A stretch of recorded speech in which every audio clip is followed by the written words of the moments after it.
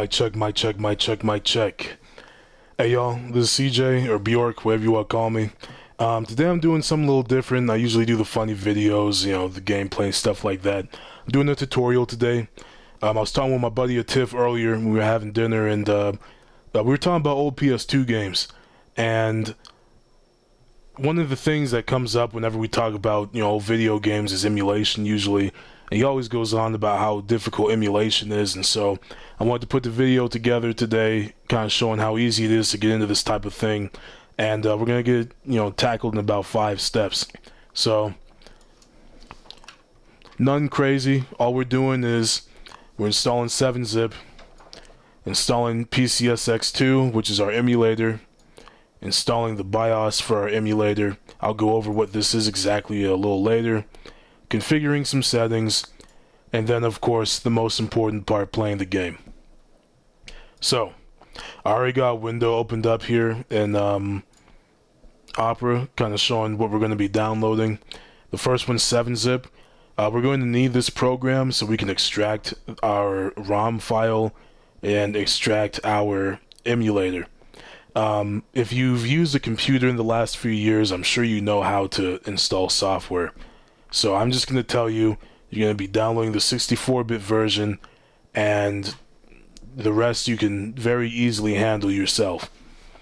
Now, for our downloads on the PCSX2 side, PCSX2.net/downloads, and I'm going to put all these links in the description at the end of the video. We're going to be looking at nightly releases here. We're going to download the latest nightly, and when you click on it, it's going to say 64-bit, and it's going to have a few options to choose from. We're going to be using the AVX2 QT version. This one, through my research of typing in Google, it shows that this one works the best. So we're going to be rocking out with this one today. Normally I'd say to download the stable release, but this one is much more updated than the stable releases, so that's what we're going to be doing. And then finally, our PS2 BIOS. Normally, I am legally obligated to tell you that you need to source these from your console. I don't care what you do. It's your life. I ain't gonna flip your cup. So we're going to download the zip file today, and that's what we're going to be working with. Once you've taken care of all that, next up is going to be going and installing 7-zip. And now our PS2 emulator folder here, I just made this so that way we have a blank folder to work in. The nice thing about PCSX2 is that it's instanced based. A better way of putting it would be it's portable. That means you can put it wherever you want. It does not have to go into your programs folder. In fact, it's better if it's not in your programs folder. This also means you can try different versions with different settings if you ever want to troubleshoot. So once we do that, what we're going to be doing is taking our PCSX2 folder, our 7-zip file, and we're just going to do the old drag and drop. We're going to drag and drop all of those files into this folder right here on the left hand side. If you're computer savvy, if you think yourself a tech whiz, you can hit Control A and select all the files at once too.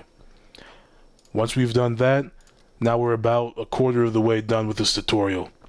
So what we're going to be doing next is we're going to be double clicking on the PCSX2-QTX6-4-AVX2.exe. And when we click on this, you're going to see something weird happen. It's going to give us a bunch of new folders to mess with. This is a good thing. The program needs to be opened once though, just so that way you can do this. We can go ahead and close that now. So, if you were paying attention, it just gave us a BIOS folder. This is what we're going to be working with for the next few moments. Going into your PS2 BIOS.zip, you're going to find another folder within that zip file, and we're going to do the old drag and drop.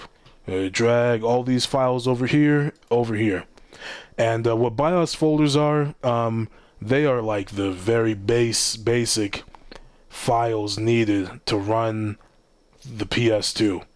Or anything really, anything technology related. Your computer has BIOS, and basic is in the acronym. Basic in and out is what BIOS stands for. That's your little fact of the day today. Take that knowledge with you and prosper. So we can go ahead and close this window. And next up, we're going to be going to our Dragon Ball Z Budokai Tenkaichi file right here. This is an ISO file. That means it is already unpacked. Wherever you decide to get this is your own business, but I will leave a link in the description of the r/roms subreddit, and they have a huge mega thread where you can source pretty much any ROM that you want, and I don't feel bad for doing that because, well, I don't really care. So you're welcome.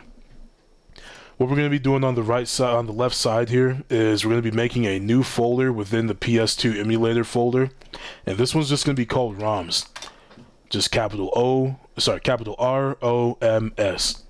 All caps. That's important. All caps is how you spell ROMs. Now, we're going to take our Dragon Ball Z Budokai Tenkaichi 3.iso, and we're going to drag and drop it into this folder. Once we've done all that, we only have 2 steps left. The first one is going to be opening up our PS2 emulator using the same exe that we used before. Don't use updater. I'm going to go ahead and make this big so we can focus on what we're doing. We're going to add a new directory. Now, we've already made a ROMs folder, so all we need to do is click on ROMs and select it. And it's going to pop up with this little dialog box here, scan recursively. This basically means that if you consider yourself an egghead and you like to keep everything real nice and neat and organized, you can take all of your subfolders, like let's say you got 20 ROMs and you want them all organized by year. You can have a year for each of your ROMs and it'll scan all of those subfolders so that way you don't have to have a bunch of directories.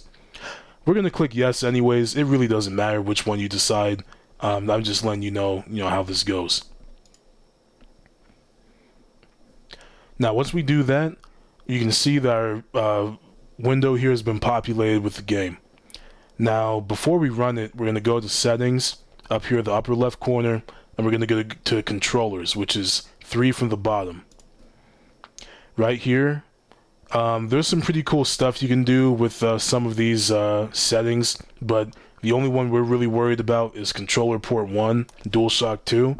That's for the first controller that's in your drawing a blank. That's in your PS2, your virtual PS2. I ain't done that in a while. So what we got here is the configuration screen. Now, I already got my controller plugged in. It's a DualSense controller, but it's being read as an Xbox controller. Shout out to DSX. That's some great software if you're looking for DualShock 5 support on the on the PC. It's $3 on Steam. I really like it. It's not sponsored, by the way. Anyways, it's going to read it as a 360 controller, and when we click automatic mapping, all we have to do is select the controller we want to use, and it's going to do all this stuff for us. Back in the day, you'd have to do this manually, so, needless to say, the PS2 emulator has come a long way. We can close that out now, and we're just going to start the game. There's one more thing that we need to change, but I just want to show y'all how this looks, off rip.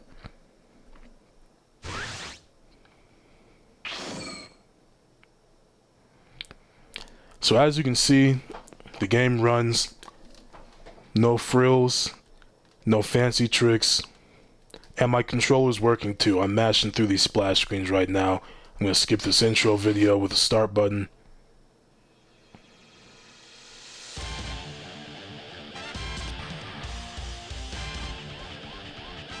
I'm sure you hear the iconic music in the background. Anyways, so as you can see, the game kind of looks like shit. And that's because if you look at the bottom here, it's running 512 by 448. So that's a really low resolution. If this was on a CRT, it would look fantastic, but we're playing on modern technology, you know what I mean?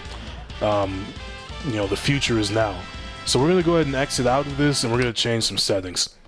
The escape button will bring us to this new menu, and we just hit close game and exit without saving. That'll bring us back to our main menu here. We're going to go over to graphics, and we're going to go to rendering. It's the second from the left sub menu. And we're going to change the internal resolution to 4K. This will depend wildly on the type of computer you have, but for me, I have an i9 9900KF and then a 3070 Ti, so I can usually run games pretty well, and PS2 games I can generally run at 4K. If you've never played Gran Turismo 4 at 4K, I highly recommend it. That game looks fantastic. So we're going to change that. The rest of these settings, the nice thing about PCSX2 is you can mouse over all of these, and in the window here, it'll show you what you're changing and what the default value is. So if you fuck something up, you can always go back and change it to what it's supposed to be. But I highly recommend experimenting. Everyone's computers are different, and emulation can be a little finicky sometimes depending on, if you want to squeeze the maximum amount of performance out of what you got. There's one more thing I'm going to change. I personally hate bilinear filtering. I think it looks like crap. Makes shit all blurry, but, that's what we're going to be doing. And then that's pretty much all we need to do for the settings portion of this. The rest you can mess with later. Well, there's one more thing for the BIOS. You can select a default BIOS that you want to use. We'll select this one as our default one, the USA BIOS. But the nice thing about PCSX2 is it will select the BIOS for your game that is needed. So like in our case, we're playing a USA game. It's going to select the USA BIOS by default. And then this right here, fast boot, it just skips the BIOS screen. If you like the nostalgia, I recommend leaving it unchecked. So we're going to do that. Now let's go ahead and start this up again. And this time I'm going to full screen it, and the way you can do that is just go into view and then hit full screen. Did y'all hear that PS2 startup? There it is. It doesn't get much better than that.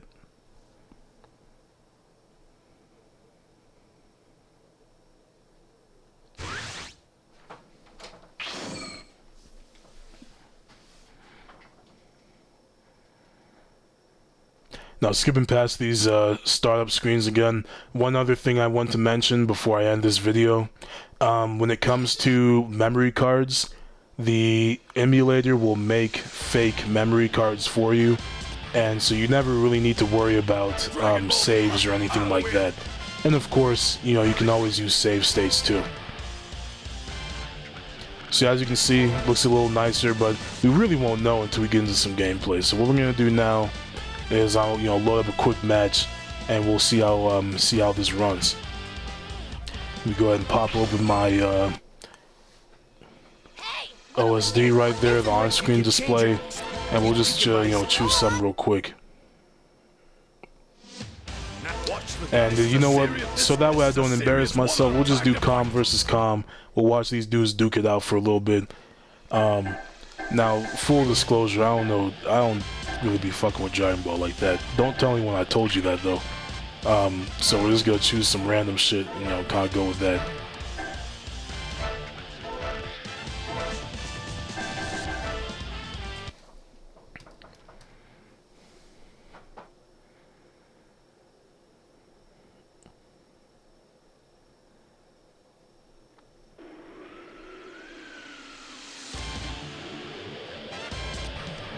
So, some PS2 games ran at 16 by 9. A good amount of them that were kind of introduced later on into its life cycle. I do not know if this game supports 16 by 9, but I'm sure there's a widescreen patch for it. But that's something that you'll kind of just have to look up on your own time. But for, a few moments of configuring, the game looks pretty good. The cell shading is a little messed up, but that's something that I'm sure you can fix.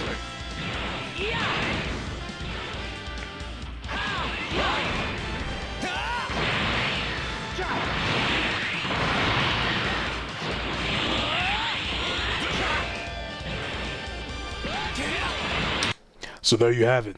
Now, the last thing I'll mention is the compatibility of certain games. This will depend on the little star rating here. And what that basically means is how easy it is to run this game from start to finish without any graphical glitches. I think PS2 emulation reached a milestone last year where there is officially 0% games that are broken on launch, which is fantastic. But as far as full compatibility, I think there's only like 70% or something that are like perfect emulation. So expect, the majority of the games you play to have no problems, but you may run into the occasional game that you have to fiddle around with the settings a bit, or you may run into some bugs. Needless to say, though, that's all I had to go over. I hope you enjoyed the video. I've never done something like this before, so excuse me if my, voiceover was a little, a little drawn out. I'm kind of like that. You ask my friends about me, I'd be going on for a minute. Hell, I'm doing it right now, so let me shut up. But I hope y'all enjoy. If you have any questions, feel free to leave them in the comments.